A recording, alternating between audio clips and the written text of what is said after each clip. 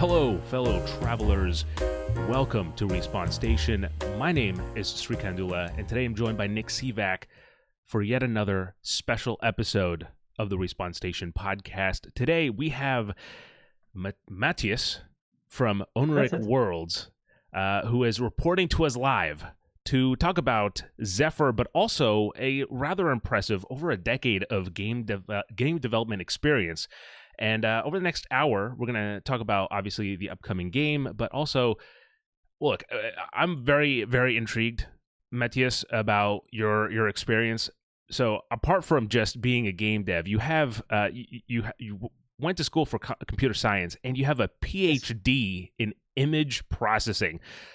We're going to get to that. We start every podcast with a very simple question, and I'm going to ask you the same.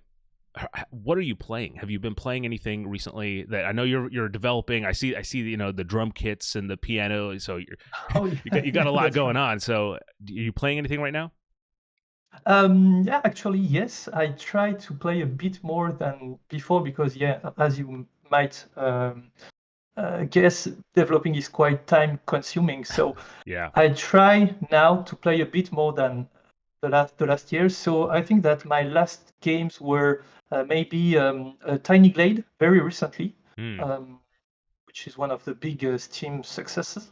Mm-hmm. I also played. I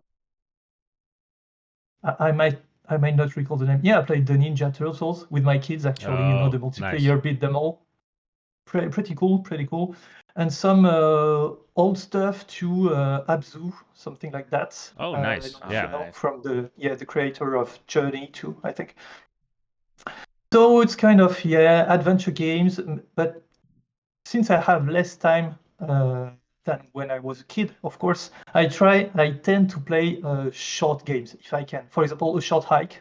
This kind of cool, colorful, and quite short actually games. Yeah. Which is really. I think it's becoming kind of a rarity now that I think games have keep getting longer and longer and more bigger. Short games. Yeah, we need to put a list of short games together, Nick, to get people back into gaming. So now, never have to twist my arm for a shorter runtime. Honestly, look, I just played a 30-hour game that I couldn't finish because the game kept crashing. So I'm completely. I want to play like 1-hour games if I can. No, I'm just kidding. That's maybe too short. But anyway, let's get into Zefyr here. So the demo is currently out. The prologue is out for the game. Yeah. How long has this been cooking for you? Like, how long have you been working on this one? Well, on this game, on Zefyr, I will englobe the demo and the prologue. Sure. It's been a little bit more than 10 years. I think maybe 11 now. Wow. A bit more than 11 years. But it hasn't been full-time all along. I have some gigs on the side, some freelance missions here and there to fund myself, actually. But I started it more than 11 years ago. Well, here's the thing. And, Nick, as always, feel free to cut me off at any time. But the thing that I thought was really interesting from kind of, obviously, your website that really caught my attention. So it's, you say, and I'll quote you roughly, okay? Well, what did I say? Is I think I'll always try to create video games, even if this one fails and I don't have enough money. This is just what I do. I think that was personally, that's awesome. Like, I mean, that's like, what is ultimately what I'm trying to ask is what is the game or games that have given you the inspiration to do this? Not just like, I mean, I think you mentioned was it Beyond Good and Evil or like Legend of Zelda as obvious inspirations, but like, were there games that you played as a kid that made you fall in love with video games to a degree where, because to me that is a pretty like saying quote or a telling quote. Okay, great. Well, first, thank you. Then, I played like many kids, I guess. I grew up in the 80s. I'm from, I have 42 years. I'm 42 years old. So I grew up in the 80s, the 90s. I discovered video games quite early. I think I was 6 years old at that time. And so I played many video games from that from that time. For example, the old Arcanoid, maybe. I never had consoles, but I had a quite old computer which was known by the name of M05 by Thomson. It was very old dinosaur computer, Sure. But I discovered the video games through that machine, and at that time you had to code the game yourself. When the computer started, you just had a blinking cursor and you had to type stuff. So I learned this way when I was 6. Of course, I barely knew how to write, even in French. So writing code was clearly a great challenge for me. But I went passionate about this because I had a few friends, older friends than me, who already knew how to code and create games on that machine, and they gave it to me because they brought a new one, some kind of Amiga or something like that, which was the new machines out there at that time. So they gave me the old one, and when they gave me this computer, actually they coded something in front of me. They told me, okay, what game do you want? And they started coding stuff. They were 10, 12 years old, maybe. They were already crazy guys, Yeah. And they started to code a little game where there were two ships that could shoot each other. It was kind of versus fighting with ships, Sure. spaceships. And I literally saw the game coming to life, And when I was 6, it was just amazing to me. I had friends with consoles, and with this I could create games, whereas my friends could only play them. So it was really amazing to me. So I fell in love at this precise moment, I think. And since then, I've tried to create video games. I played a lot of them. I really liked the old LucasArts adventure games, the Monkey Islands, Day of the Tentacle, the Indiana Jones and the Fate of Atlantis. Very, very old stuff. Then I discovered Final Fantasy, the seventh one when it came out on PC. It was later, I was in college. I think, well, not college for you English-speaking people is different than for me. So I would say primary, secondary school, maybe something like that. So I also discovered Rayman. by Ubisoft and Michel Ancel, who is a French creator, actually. I really fell in love with, I think, colorful and cheerful and adventure games. The Zelda series, of course, too, but I couldn't play it at home, so I only saw it at friends, So all this, I think there are many, many others out of the top of my head. I would say maybe Motor Racer too. Very Midtown Madness. Some cars game too.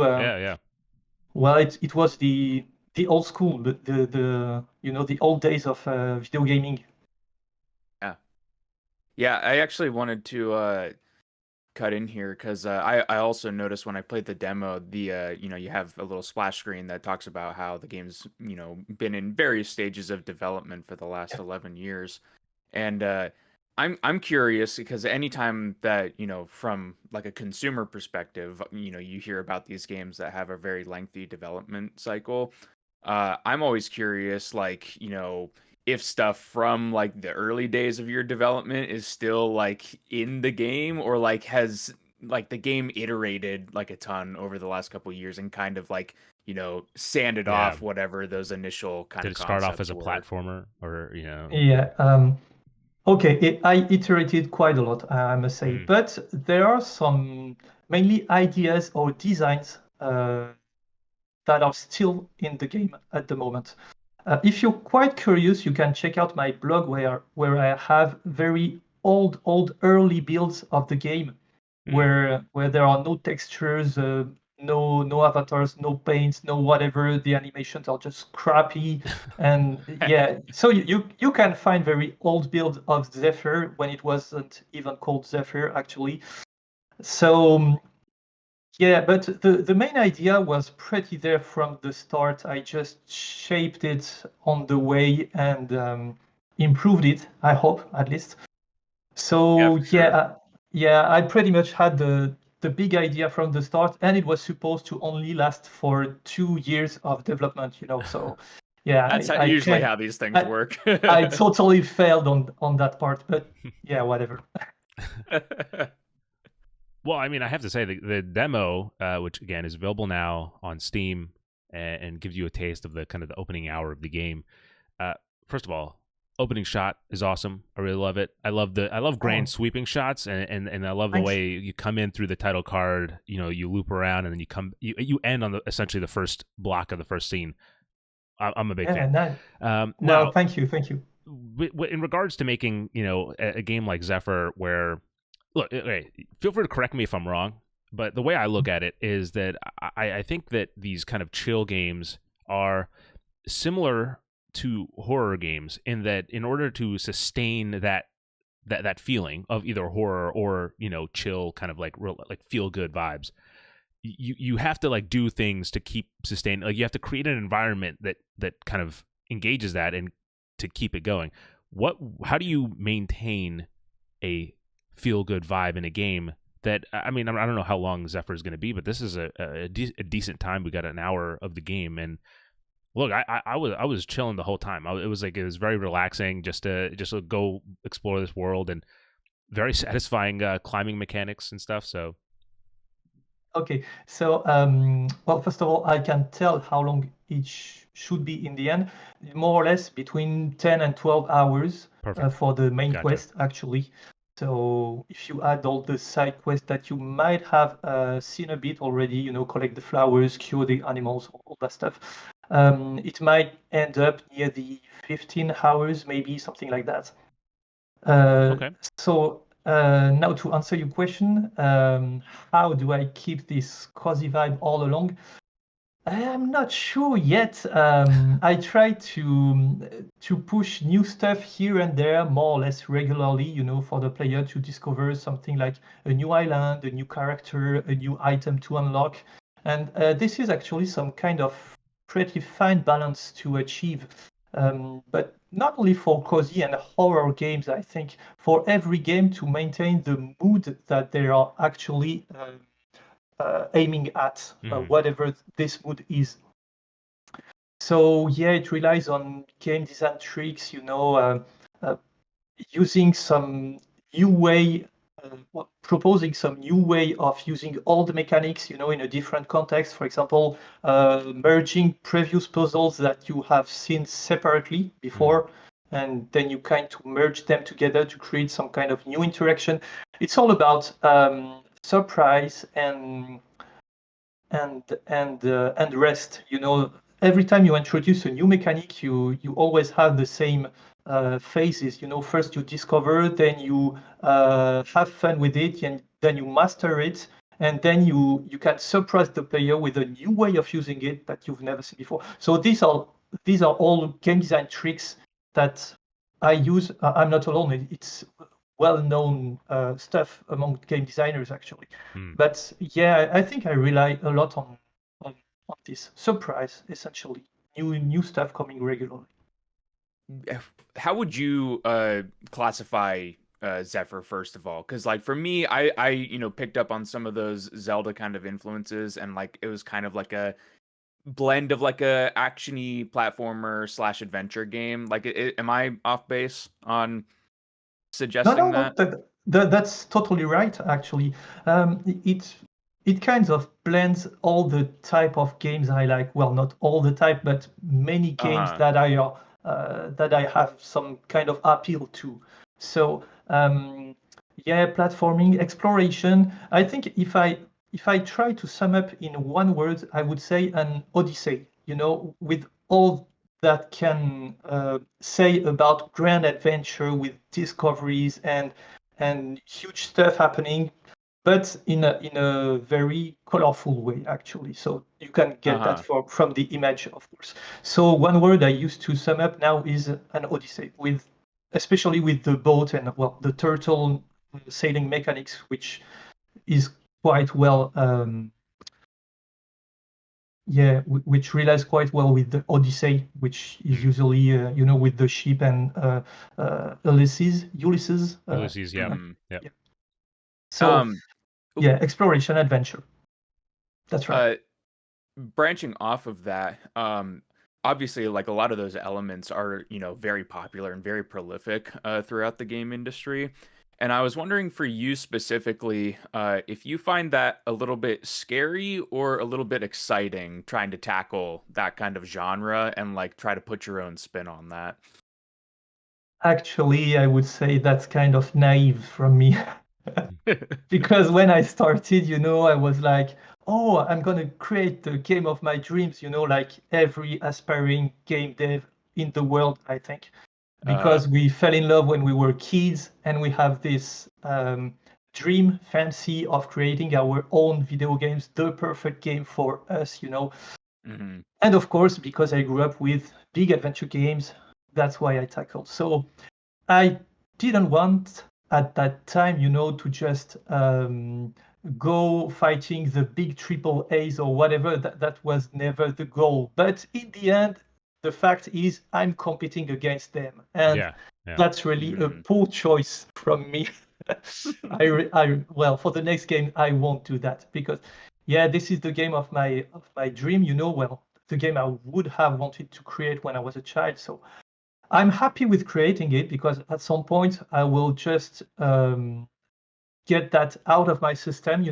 I could say, okay, I've achieved my childhood dream. That's great for me personally. Obviously, it won't be a big hit. I know already that it's very hard to sell. There is a huge competition out there. So if I break even, that will already be a huge success for me. mhm, And yeah, that's a bit. The more I spend time on it, the more stressing it is because I invest time, I invest money, and I'm not sure mhm. yet that I can break even. Even at that point. So I would say that's a bit stressing, but that wasn't a clear choice from me at the beginning. Actually, I was Mm, much younger, much naive. I didn't think about that. Actually. mm. Well, so you say a lot of your projects are, like that you've worked on gaming are unplayable, but the ones that are on your website and on itch.io and you can check them out. Do you think, I mean, you might have sort of answered this, but I want to kind of ask it more definitively. Do you think that like all of that has led to Zefyr, or is there another project or game that you think this is all kind of going towards in the end? Like, is there something else that you think, oh, that's my end goal of to do that, or is Zefyr the kind of the big one, and then you're gonna whatever comes Okay. next shall come next. Okay, right now Zephyr is the big one, Mm-hmm. really. This is what I focus all my energy Mm-hmm. on. I have lots of mini games that you can see on my website, which are more, some side stuff. When I'm sick of working on Zephyr, I try to free my mind by during the holidays, for example, by creating little stuff, by participating in game jams. I don't know if you know the game jams, but these are really Right. short events where everybody can participate and just create a game in, let's say, 2 days, something like that. Yeah. So I sometimes I have to refresh my mind by doing something else. Very often, it's some kind of game that I intend for younger players because I have kids right now. I have quite a lot of nephews, and sometimes I'm just thinking, oh, maybe I could create a game for them, and I try to do some stuff. It's kind of refreshing for me, Mm-hmm. and but this is not the main goal actually. This is the side. This is just for fun. The Right. real big project is Zefyr. And after that, I'm not sure yet, but I have many, many ideas. I have a notebook with all plenty of ideas that I know already. I my whole life won't be enough to create all these games. So at some point, I have to choose Right. this time, hopefully more carefully Mm-hmm. than for Zephyr. But yeah, the big goal right now is Zephyr. Yeah, I'm curious. This is because Sri and I we interviewed another solo dev a few months ago, and Nice. one question that we really like to ask when we're talking in these like interviews, whether it's on video or via text, is kind of what was the biggest hurdle you've had to overcome with the development of Zephyr so far? And then on the flip side, what's like your most rewarding achievement that you've Okay. materialized through the development? Okay. I would say there are. First, I must say something. I Hmm. come from, as I've already said that, but I try to create video games since I'm a child. So I learned Mm. a lot by myself, but also at some point, you said it, Sri. I went to a computer science school. I had a degree in engineering, computer science. Then I made a PhD in computer processing, all that stuff, whatever. The thing is, I have some kind of solid knowledge in coding, I would say. Uh, but I also practiced music and drawing since I'm a kid. I took classes in a little town. It wasn't the big music school. It was really Hmm. something tiny, I would say, but I practice. So I learned the drums, for example. You can see that.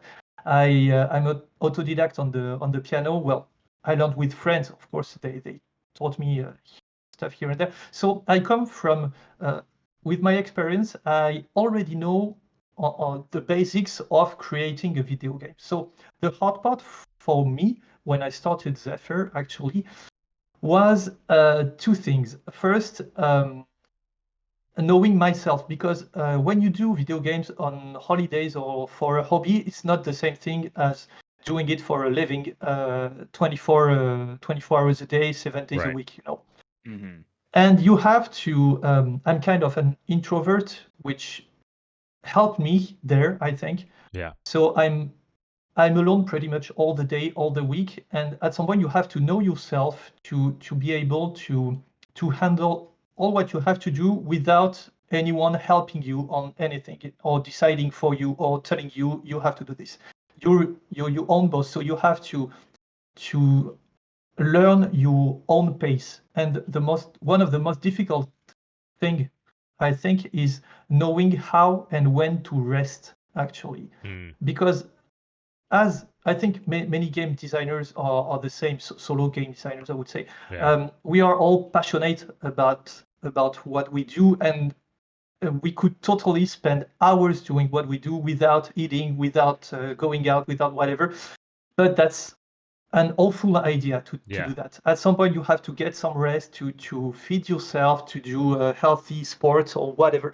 And this is very difficult for me, to just accept sometime to leave the PC and do something else just for my own health.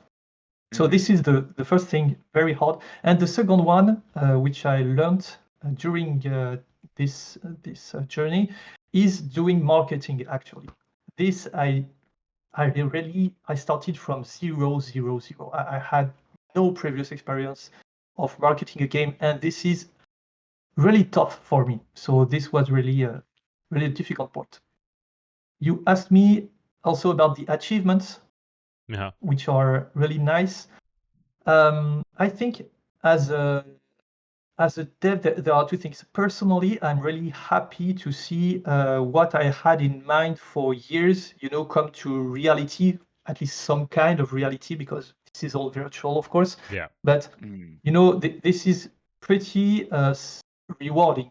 I had a dream at some point, some visions in my head, and I achieved, at least in a way, to give them some kind of shape, and so that's really a cool achievement. And the other one is seeing players play my game and enjoying it. They made me tons of feedback. They gave me tons of feedback, which is really awesome. And it's so cool to see some other people enjoy what you've created. When you're a Yeah. designer, this is just crazy, crazy good stuff. Well, I mean, So that's it. the demos. You said the demos gotten feedback. Is there a specific type of feedback you were hoping for, or is it? I mean, again, you have a seemingly strong vision for what you want, or maybe what childhood Matthias wanted that you're kind of bringing to life. Yeah. Is there? Are you looking for a certain type of feedback, or is it like, hey, like this is just a progress update? Let's we'll see where this goes when we get there. Actually, I'm not explicitly looking for feedback, but I love to watch videos of players Just playing trying the my game. game, just like yours, for example. But also sometimes, in events here and there, I went to the Japan Expo in Paris, I think, and it's always nice to just watch player playing, without asking them what they think about it, but by looking at them, see their reactions, Hmm. and see where they struggle, where they laugh, where they get it very quickly, where they having fun. So this is quite as much as important as someone writing you an email. I liked your game because this and this, which Hmm. is pretty cool too. But you really get this real feedback when you actually see the live reactions of your players. So this is really cool. Yeah.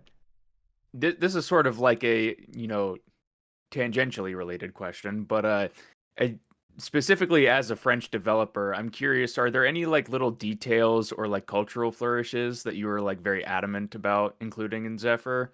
Or is that something that you're not really thinking about? Like you just kind of have like your, this is how this world looks, this is how I'm going to pursue that. I think there might have, but they are not intentional, because this is my own culture, and I don't think it as my own culture, Right. Y- Sure. you might spot something that might uh, tickle you in a way, in the dialogues or in the situations or whatever, that for me is absolutely normal that, I didn't thought it.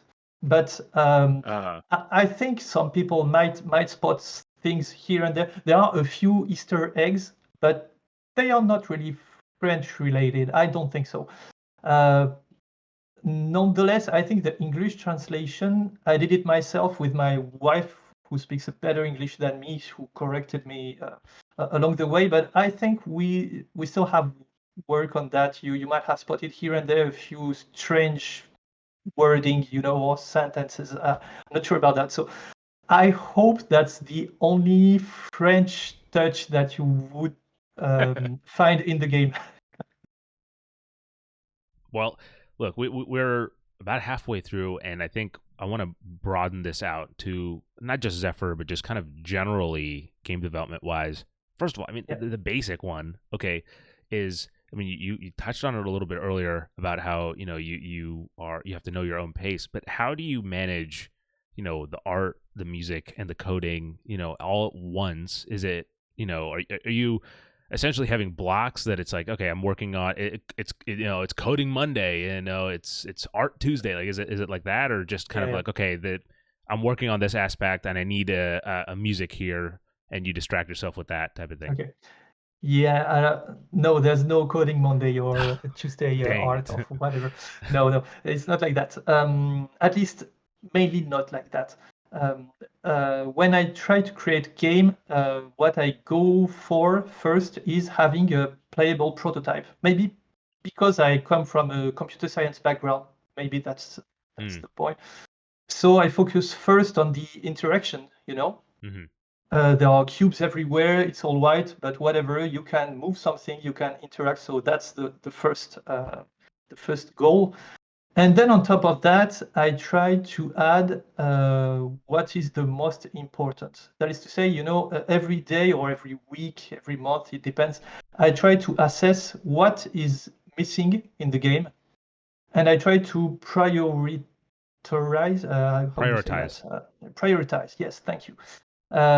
So sometimes it will be a huge bug that I absolutely have to fix because it crashes the saves on the demo, for example. And Mm, the guy who's playing that, I think there's nothing more horrible than to have to start from the beginning again. So this is very first priority. Then I have other things, that are less important or less urgent, I would say. For example, missing music, mm-hmm. which is it can be a bit annoying or weird, but that's not game breaking. Right. So every once in a while, I try to reassess the order of all the stuff I have to do, and I try to do what's on top of the list. But I can't always work like a robot like this, just first item first, then second. At some point, sometimes I'm just fed up with all the coding and I'm just going further down in the list and find something. Oh, this is cool. I want to do that today because I'm a bit down or I'm a bit tired or whatever. So this is the key, to find your own rhythm. It's that we are humans. So I try to be a robot most of the time, but at some point I can't anymore. And then I start being human by saying, okay, I want to do this. This is fun for today. That will do the trick. And so it's more, I have to adapt, I guess. Wow. Nice. With you were talking about Zefyr and sort of like, when we were talking about genres and everything like that. Yeah, you talked about exploration. And I think a key part of exploration in a lot of games is the feeling of discovery. And well, first of all, just like exploring in the various levels in the demo and stuff, like I definitely get like, that kind of open world almost sensation of like, oh, that's an interesting looking building, or that's an interesting looking landscape. I'm gonna go over there and see.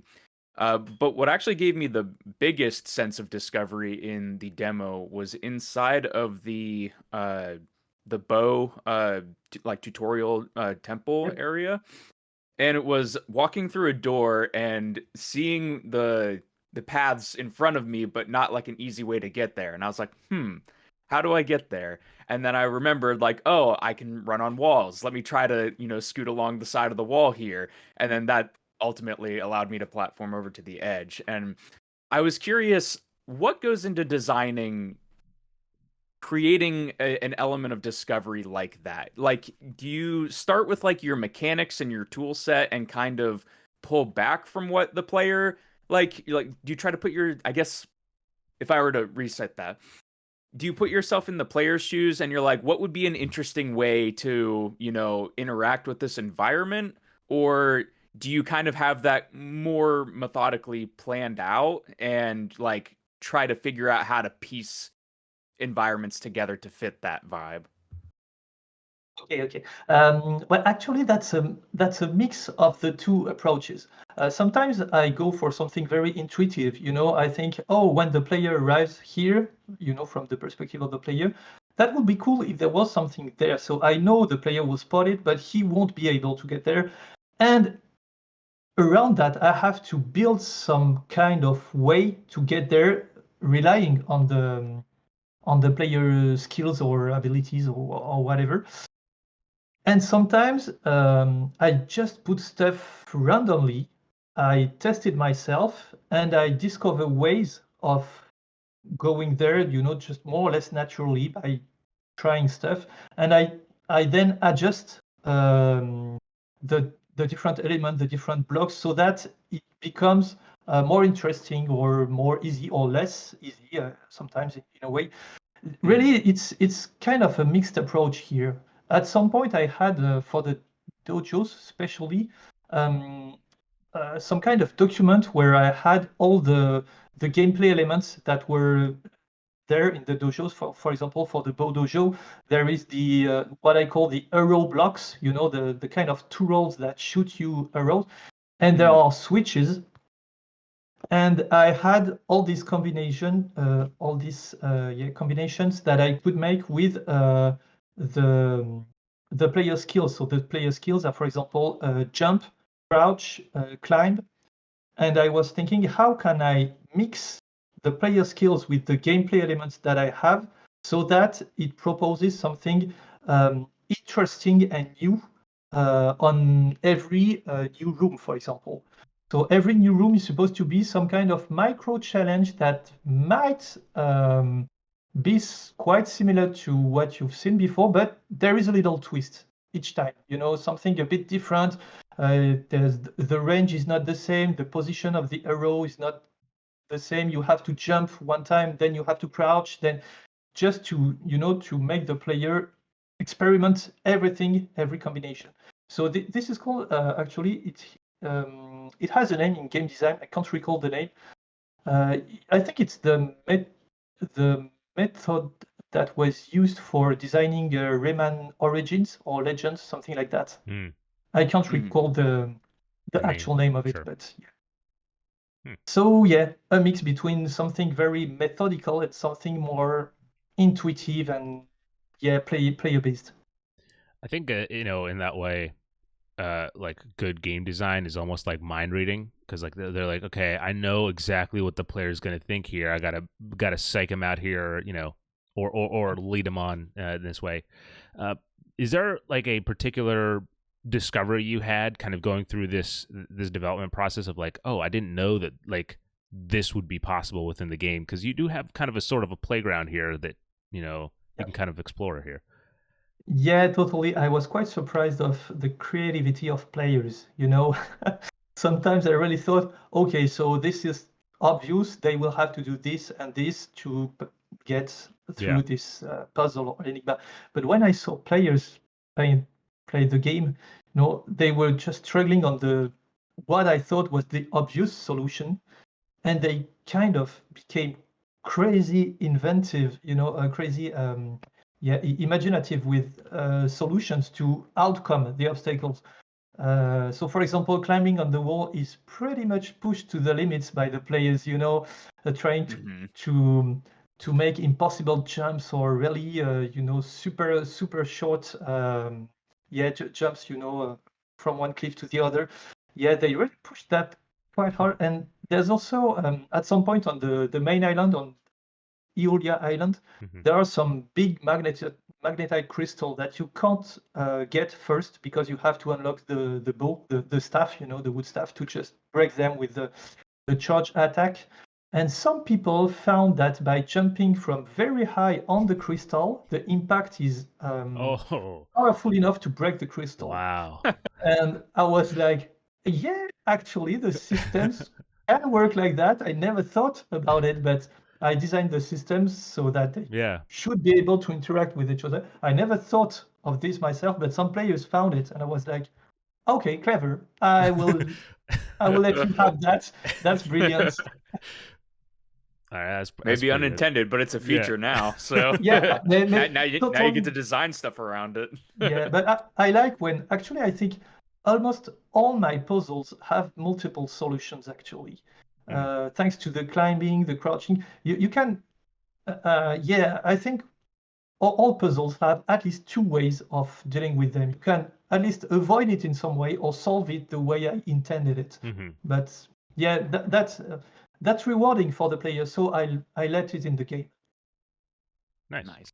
This might be a little bit of an older topic, but a few months ago, I see that you develop in Unity. A few months ago, Unity did something a pretty big, and I'm just curious, like what your reaction to that was, having spent so much time into this game, and then having Unity, I mean, effectively sweep the rug out from under developers. And then they did walk it back a little bit, but like, I mean, there was a lot to unpack there, I think.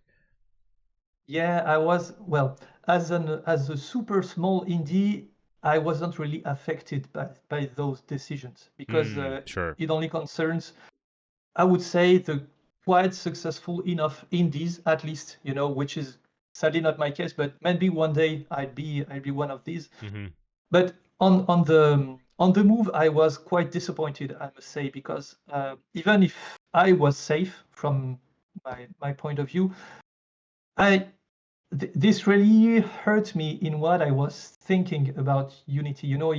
Some tell that they lost the trust of the developers. This pretty much is what I felt back then.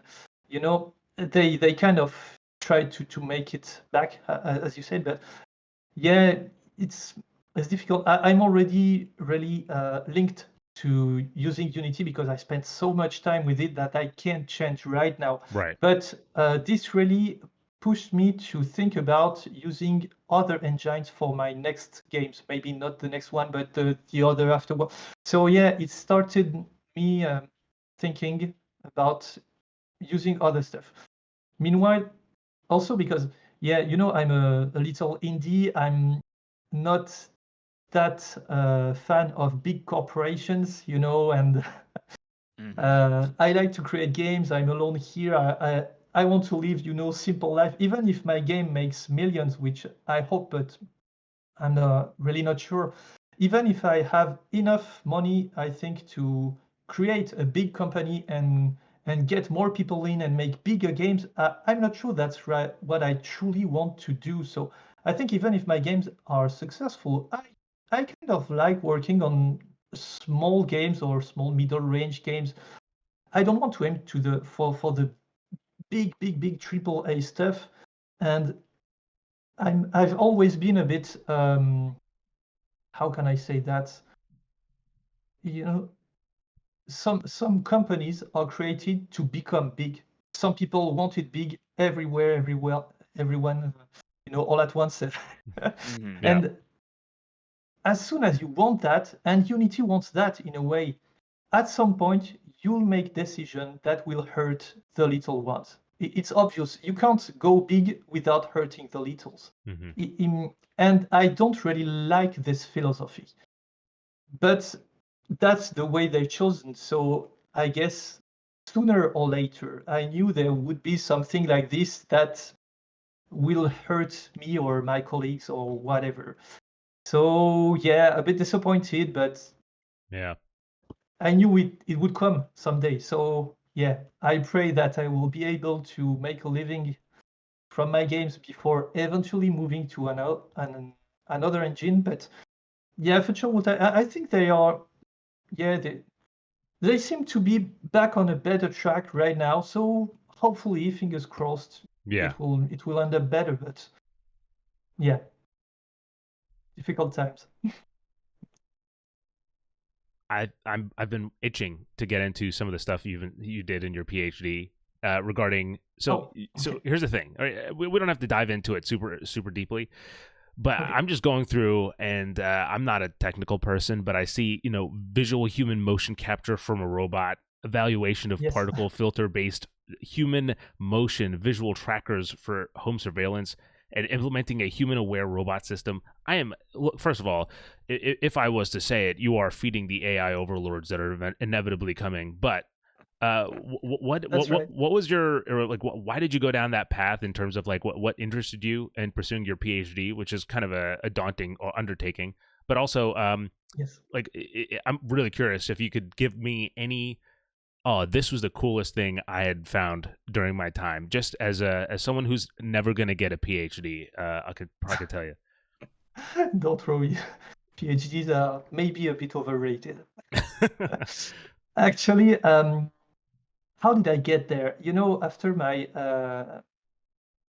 school of computer science engineering, I had to make some training period, internship, something like that, and I made it in a lab near my school because I think it was easy, and I didn't see myself working in big industry. I wanted to try something else, and at that point, it seemed to be the only other way possible.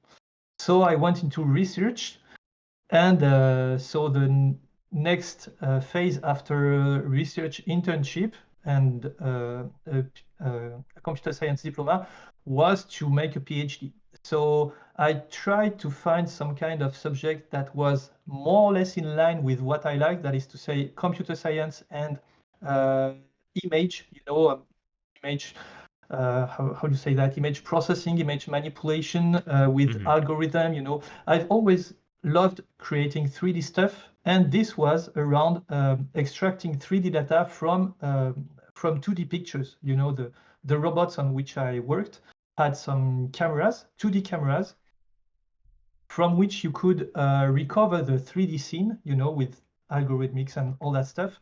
And I was supposed here to take these pictures, scan for humans inside, a bit like Kinect, on the Okay. Oh Xbox. yeah, yeah, This yeah. is pretty much the same algorithm that they are inside this kind of device. Hmm.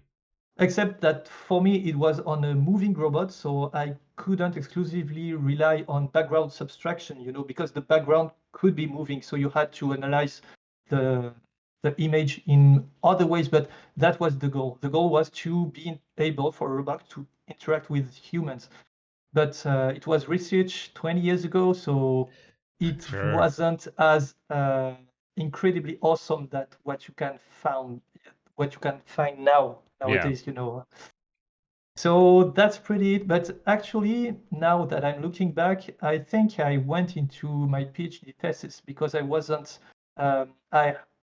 hadn't enough courage to just throw myself in the game development because I've always wanted to do that. But at that time, there wasn't any game design schools everywhere in France, at least. Yeah. It was kind of a tough way to be, well, not a tough way, but there wasn't a simple way to be a game developer. Yeah. And I feel like now, you have YouTube tutorials and, yeah, you have like all YouTube, these channels that exactly. are dedicated to like just game development. And precisely during my PhD thesis, I watched YouTube. There was starting to be there some people sharing their first indie games. You know that it was the time when Braid come out, I Oh, think, yeah, yeah. Super Meat Boy, this kind of first successful indie devs. And when I saw that, I thought, but actually I can do that. I've been doing that since I was a kid, but because all games at that time were only made by big studios, I haven't I haven't had enough faith in myself to just leave everything and start creating what I really liked. So Right. it took me a few years to realize that and to accept that I could really be able to do it, to just leave everything up and just go for what I wanted to do since I was a child. So it asked me a bit of time and self-confidence, I guess.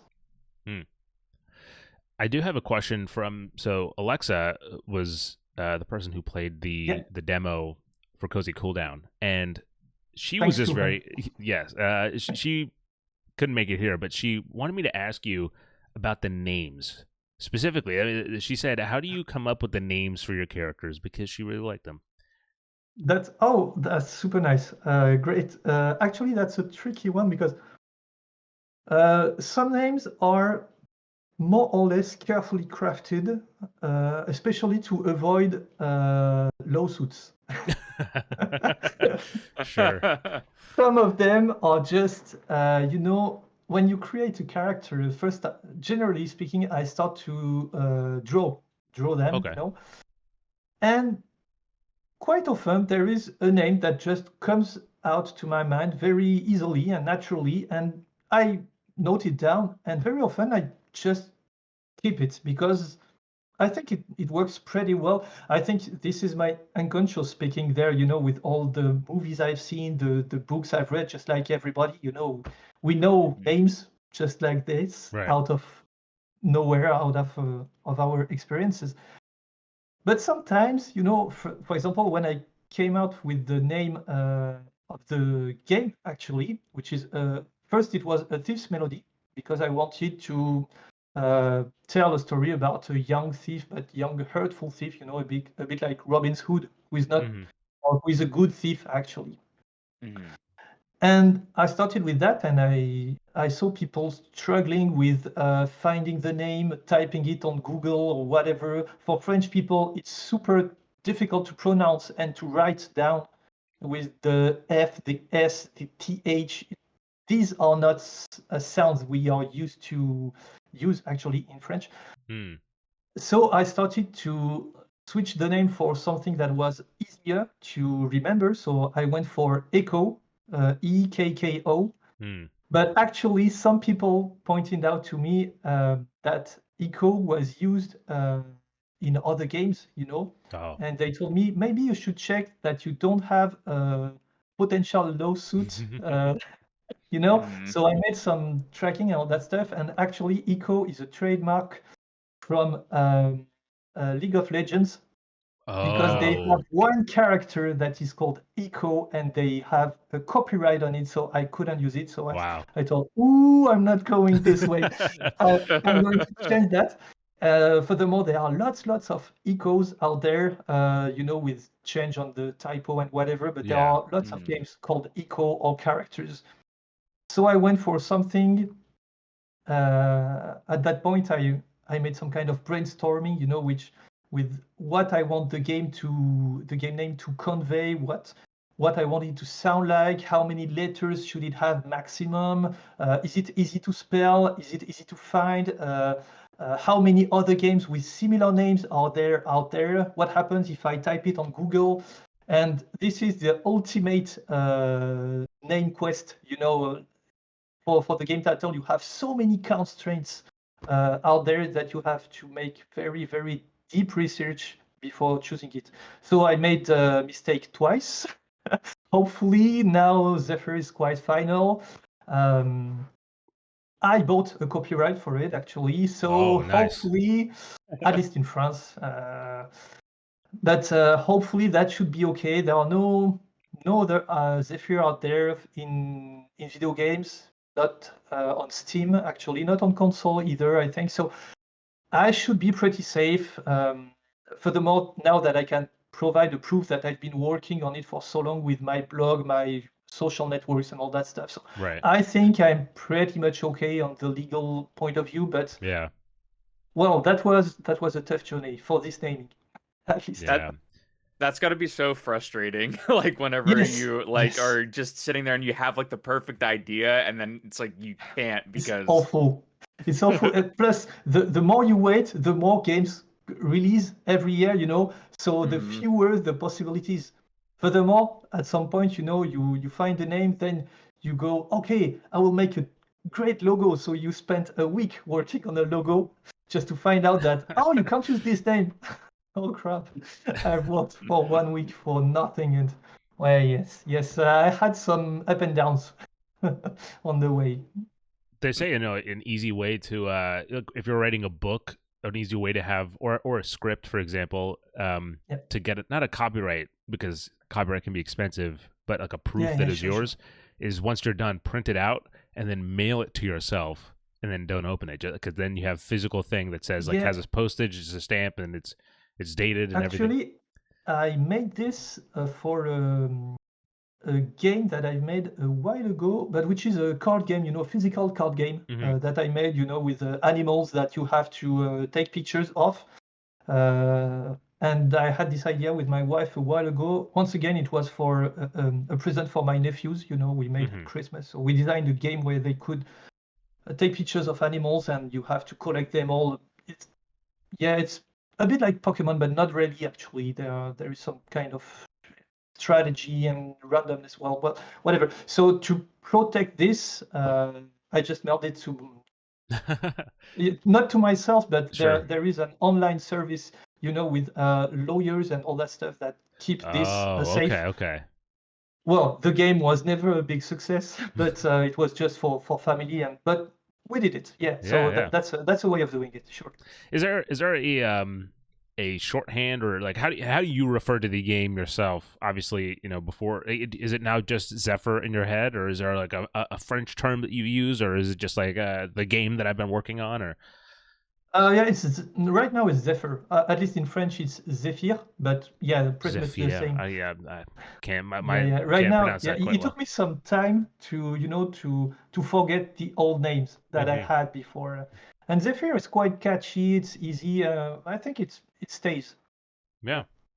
Well, yeah, I mean, I Sri. think the full package too. Zephyr, a thief's melody, I think, has Yeah, a but nice. I drop a thief's melody when I speak about it. I You just sure you say don't want to Zephyr. say Zephyr, a thief's No, melody, it's every time? yeah, it's just I kept it because it used to be called that Right. way before. So I didn't want to lose the previous audience, so they have a way to find it back if they search it.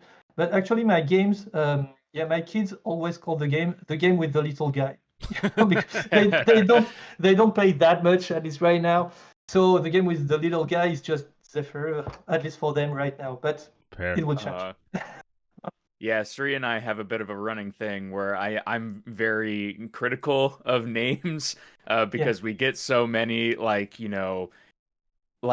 my biggest gripe is the 3-word nothing title, which is like the Hood Outlaws and Legends or something, or Yeah, like sure. Yeah, it's Immortals just a. Phoenix Rising. Like I don't really like titles like that. I am, Yeah. however, a big fan of the 1-word titles. So Zephyr definitely It's Oh, a good nice. title. Thanks a lot. Now, is there? You've mentioned a few times about how you. I mean, look, you have the Spider Verse poster in the back. You said you read a few books. So I'm curious. We've talked about gaming inspirations, kind of what inspired you. Is there things that are non gaming that inspired you along the way? Even like, and it not doesn't even have to be necessarily like book, movie or anything. Like is stuff in where you've been in real life or something like Yeah, that. absolutely. Actually, um, I will start by mentioning Sure. books. Actually, I'm a big fan of Terry Pratchett's Discworld. Discworld. I don't Oh know yes, yeah, if you yeah, know yeah. about that. This is a book that a series of books that I discovered when I was a teenager. And I kind of grew up with them, you know. Actually, they are back there on my shelf. I Maybe have you them can back. spot I them. have. I'm not sure. But well, I grew up with them. I started reading that when I was, I think, 17 years old. Mm, And I finished the last one because the books are quite numerous. yeah. I finished the last one maybe 3 years ago, something like that. I'm not a very good reader, you know. I really take my time, and I don't have that much time. This really inspired me because I really like the crazy universe with the loser characters who are actually heroes or anti-heroes more Right. exactly, and all the crazy ideas he have, especially regarding the Thief Guild. Actually, this comes from the Pyramids book of Terry Pratchett. I think Mm, it's called Pyramids in English. And I really liked this world where the thieves were kind of good guys, and there was a school for it, you know. So I'm still struggling to make it as interesting as Terry Pratchett books, of course, because my universe is much I smaller, mean, and you're setting yourself there's up for that's a big bar to hit too. I mean, yeah, sure. And the narrative is a bit behind, you know, in my game compared to the gameplay, for example. So I still have lots of work on that part, but the idea came from there. mm-hmm, At least a part of it came from there. mm-hmm. Then, of course, I was influenced by mangas, I guess, the Dragon Ball. Some people tell me, hey, the turtle is just like the old Sangoku master, you know. Yeah. I don't know what's his name in English, actually. Honestly, the Dragon Ball was the first thing. Like when the first thing when we got your email and like I saw Zefyr, I was like, whoa, it kind of looks like a Dragon Ball. But then I saw there was other inspirations. I was like, oh, it makes a lot more sense. But anime, I mean, maybe it's the art style or something. But there's like Yeah, something there. Do you watch a anime? bit of Or is an that what you're saying? Or Um, Actually, not that much right now. When I was younger, yeah, a bit, but it wasn't as famous as it is right now. You know, it yeah, was yeah. a bit more difficult to find at that time. But regarding the Dragon Ball, what is funny is that I didn't consciously do it. You know, I had at some point, I was influenced by Wind Waker, and I wanted the character to travel on an ocean world, but I was not fan of the boat because the boat you have to go where you left it actually to take the boat. And I was Mhm. thinking, what if you could sail from whatever point you are right now? And I thought you must have something that is following you, but on the water. So it should be some kind of animal, some living creature that follow you. And I came up with the turtle because you have to Mm. sit on top, and I didn't want it to go down. So the turtle went out naturally, and some people told me about Dragon Ball, and I thought, oh crap, yes, I think my unconscious totally played me there. But well, so regarding the books, that's it. But I was also influenced by, as you say, places where I've been, especially in England. There's a place called Combe Abbey, which is some kind of old castle. And Hmm. one time we get there with my wife and her aunt, who lives in England. And you know, it's these kind of old houses with um, big bricks and red huge carpets on the corridors and some kind of real big mansions. And at that time, I went to explore it. You know, I'm not sure I was allowed to do that, but I was really amazed by the beauty of it. And I kind of got a few designs here and there, a few photos, and in a sense, it influenced One Island on my game. Hmm. plus many other things. Sometimes I'm influenced by my dreams, by when I go for a walk outside here. I just noticed stuff here and there, and I get this in my head. For example, at some point, I was on the bridge near in Toulouse, which is the big city nearby where I live. I was on this bridge, and it was, I think, the evening or something like that. The sky was really pink, yellow, and there were I don't know how many birds on the river, and suddenly they all took off simultaneously. It was just crazy. I was just watching this, and I saw this. I want this in my game. So it's not right now, but it's planned. At some point in my game, you can go through a huge pack of birds with your turtle, and they should just fly away. So yeah, many influences, I think. I try to keep a sketchbook with me all the time to just write down every bit of inspiration here and there. Nice. Yeah, for sure. So you're definitely I mean, you've mentioned a notebook in the past. So is that how you track your ideas? You just scribble them down when you get them? Nice. That's. I'm a notebook fan. I have to ask that question to everybody. Yeah.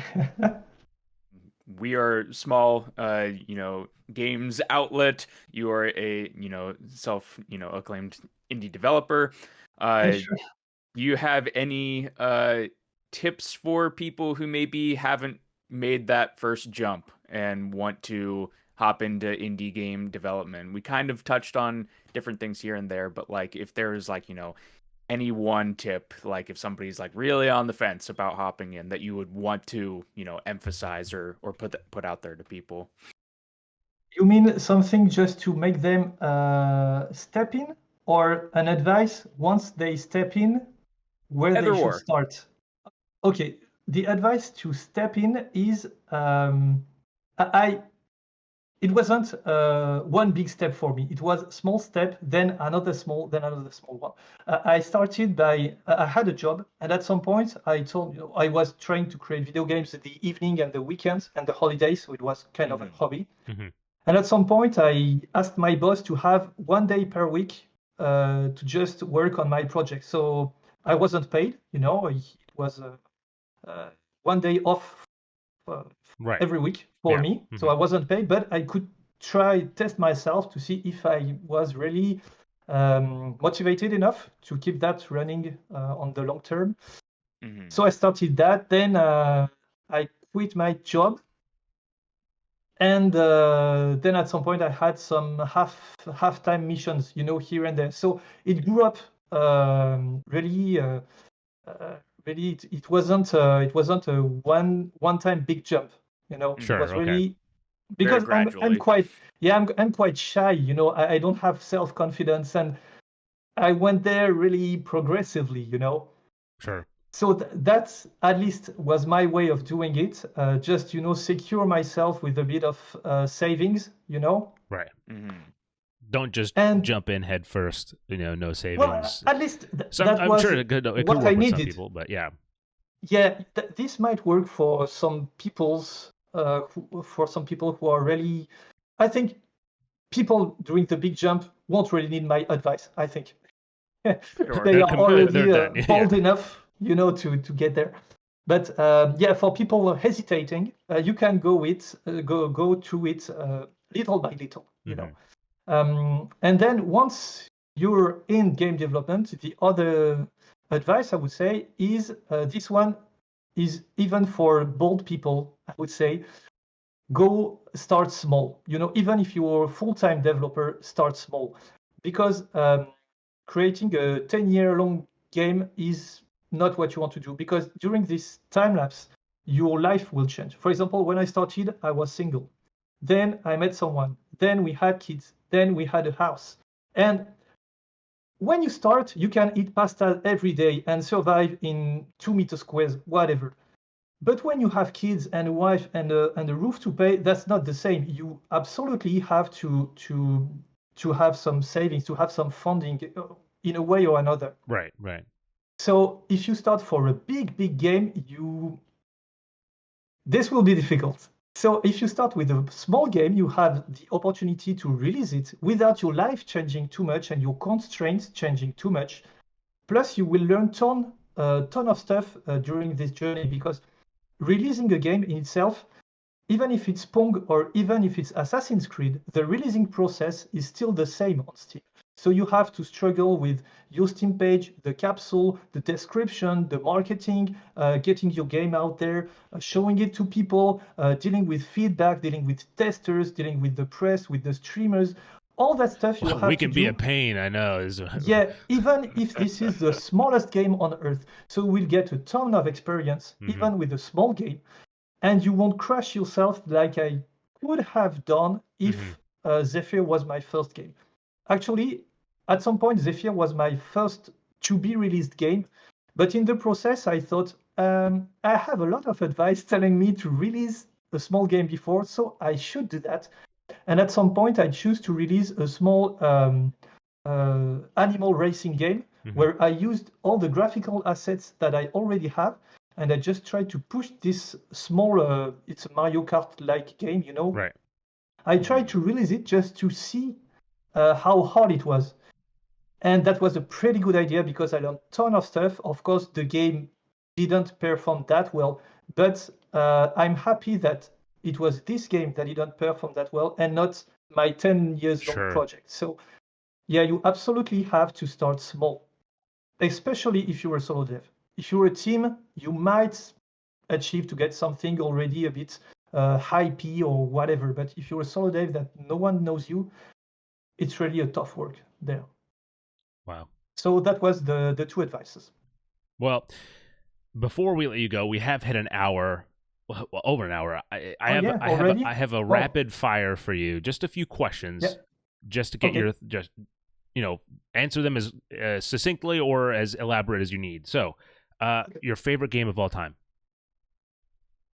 Beyond Good and Evil. You're holding your breath for the second one. I think it's coming soon. I heard. Okay, while you're coding, do you drink coffee or tea, or neither? Neither, actually. Water. We're water fans over here. Are you an early bird or a night owl? Do you get up early and code or work on the game, or you stay up until midnight? I've been both, actually. Right now, I'm an old chap bird. I would say, I work when the kids are at school and a bit late at night, between 9 p.m. and 11 p.m. And after that, I go to sleep because the next day the kids are up early, so you can't destroy yourself with all night longers, and not anymore. That's fair. If you could go, if you were on the island, right, and you could take 3 things with you, what would they be? Wow, 3 things with me. Yeah, I think I would take a computer. Sure. Get some game dev in on the island. Yeah, the computer is already enough for many things that I do. Then I would take something to eat, I think. to plant, even if I'm not a good, very good with the garden. What do I like? Maybe potatoes, I think. And then an axe, I think. Just to create your own shelter or something like that. Well, all right. Now, use like a graphics card or something. Yeah, right. If the computer's not doing too good. Well, now the last one to end the episode. Now, every episode we pick a song that has something to do with the episode, and we add it into a playlist just for like a cool a timeline of our show. For this episode, I was wondering if Zefyr could have one theme song, and any theme song, and no copyrights, just any song that you think, oh yeah, Zefyr, it captures the vibe or it captures the tone, it fits the game. What would it be? Do you have one in mind? That's a big question to ask. Actually, without copyright, that's difficult. Well, as in, you don't have to worry about copyright. It's any song that exists. Yeah. Not copyright free. Yeah. Okay. Well, I must be influenced here, and you're film producers, right? Sure. Yeah. Yeah. So you know about temp music. Yes. Yeah. Actually, I used temp music when I created Zefyr the first time. Oh, And I okay. used the introduction theme of Wind Waker, Zelda Wind Waker, because there is Nice. this epic sense of ocean vibe and discovery, and it fits so well that I was very sad when I had to remove it, and create my own stuff. So this is pretty much the best, I think, at least in my mind, the best music score for Zephyr. Hell yeah. I mean, That's the problem with temp music. Sri and I true. know that very well. you get That's awful. attached. Then you Yep. have a super score by a super famous artist, and you say, no, it's Yeah. not that good. Yeah. I prefer the temp one. Well, with that said, that brings us to the end of the episode. Matthias, thank you so much for spending the time. Well, Yes, thank you a ton. This was a lot of Thanks fun. for having me. This was super fun. Yes. We'll have to get you back on whenever Zefyr finally comes out. Oh yeah, sure, with pleasure. We're looking to keep up with the progress. If of course, link will be in the description below. You can go wishlist the game right now. Wishlisting is very important for especially any game, but indie game devs in general. So absolutely wishlist. And without further ado, as always, people, thank you for watching. And until next time, good night, a good morning, and a damn good time.